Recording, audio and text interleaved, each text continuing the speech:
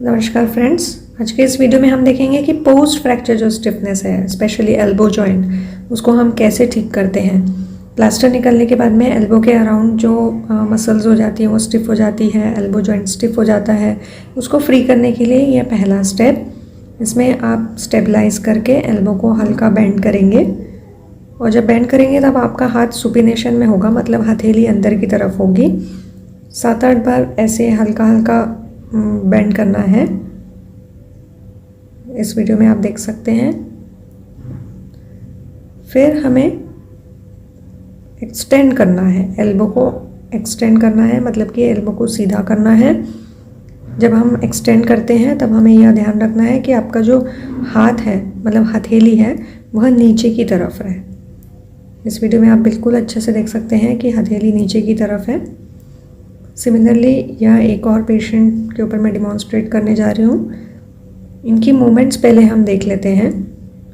यह supination pronation movement है, यह थोड़ी रेस्ट्रिक्टेड है, एंड रेंज में उन्हें पेन हो रहा है।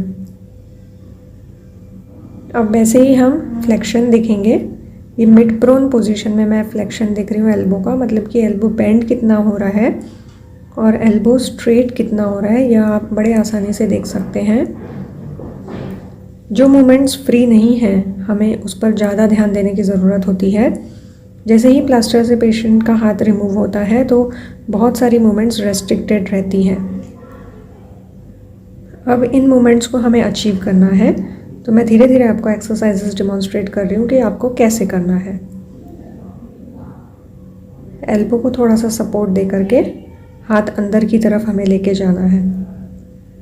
तो ये एक हाथ मेरा रिस्ट की तरफ, एक हाथ एल्बो के ऊपर, स्टेबलाइज करते हुए हल्का अंदर, और ऐसे ऑसिलेटरी मूवमेंट से आप एल्बो फ्लेक्शन अचीव कर सकते हैं। लेकिन इसमें आप स्पेशली यह ध्यान दीजिए कि पेशेंट की हथेली अंदर की तरफ होनी चाहिए, उससे पेन उन्हें काफ़ी कम होता है।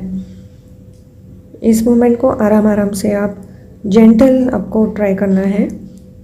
7-8 रिपीटेशन आप कर सकते हैं एक डायरेक्शन में, और ऑसिलेटरी मूवमेंट आप एंड रेंज में देंगे, जिससे पेशेंट को पेन कम होगा और रेंज भी अचीव करने में काफ़ी हेल्प मिलेगी।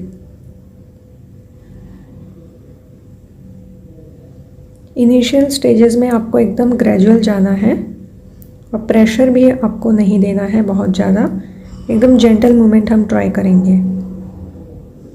देख सकते हैं पेशेंट एकदम कंफर्टेबल है। एक हाथ मेरा रिस्ट पे था, एक हाथ एल्बो के पास। अब हम फ्लेक्शन कर रहे थे, अब हम एक्सटेंशन की ओर जाएंगे। उस समय पे यह ध्यान रखिए कि हथेली नीचे की तरफ होते हुए आपको एक्सटेंशन मूवमेंट ट्राई करना है, और इसमें भी आपको सपोर्टेड ले जाना है, और हल्का ऑसिलेटरी मैनर में आपको नीचे की तरफ लेके जाना है। ये देखिए ऑसिलेटरी मूवमेंट मैंने दिया। एकदम आराम आराम से मूवमेंट ट्राई करेंगे ताकि पेशेंट को पेन ना हो, पेशेंट कंफर्टेबल रहे, और धीरे धीरे मूवमेंट्स आपको अचीव करने में काफ़ी मदद मिलेगी। बस एक बात का ध्यान रखिए कि बेंड करते समय आपकी हथेली अंदर और एक्सटेंड करते समय हथेली बाहर की तरफ होना चाहिए, जिससे पेशेंट को काफ़ी पेन कम होता है, और एक साथ हमारी 4 मूवमेंट अचीव हो जाती है, जिसको फ्लेक्शन, एक्सटेंशन, सुपिनेशन और प्रोनेशन, स्पेशली ये मूवमेंट्स हमें अचीव करनी होती है। एक्सटेंड करते समय हथेली नीचे, ये देख सकते हैं।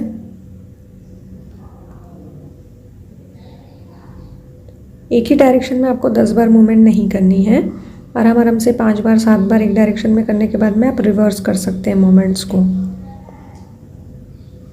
ये आप देख सकते हैं पेशेंट एकदम कंफर्टेबल है, उन्हें बहुत ज़्यादा पेन भी नहीं हो रहा है, और हम रेंज भी आसानी से अचीव कर लेंगे। अब मैं दूसरी जो मूवमेंट ट्राई करूँगी उसमें मैंने शोल्डर से थोड़ा सा 90 डिग्री पे 90 डिग्री वाली पोजीशन में मेंटेन किया है। फिर मैं ग्रेजुअली एल्बो को सपोर्ट दे करके हाथ को एक्सटेंड करूँगी। यहाँ पे भी मैं एक्सटेंड कर रही हूँ, मतलब एल्बो स्ट्रेट कर रही हूँ, लेकिन मैं सपोर्टेड मूवमेंट कर रही हूँ, असिस्टेड मूवमेंट है ये।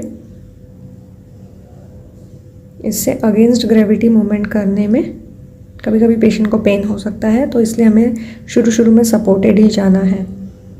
फिर धीरे धीरे पेशेंट ये सारी मूवमेंट्स एक्टिव कर सकता है, जिससे रेंज और स्ट्रेंथ दोनों अचीव करने में हमें काफ़ी मदद मिलती है। तो ऐसे ही एक एक डायरेक्शन में 5-5, 7-7 बार मूवमेंट करते करते धीरे धीरे 10 टाइम्स पे हम जाएंगे। और पेशेंट एकदम कंफर्टेबल होना चाहिए, बहुत ज़्यादा पेन पेशेंट को नहीं होना चाहिए। और मैं फ्लेक्शन ट्राई कर रही हूँ। एक एक डायरेक्शन में आप 5 to 7 टाइम्स आप मूवमेंट कर सकते हैं, फिर आप उसका डायरेक्शन चेंज कर सकते हैं।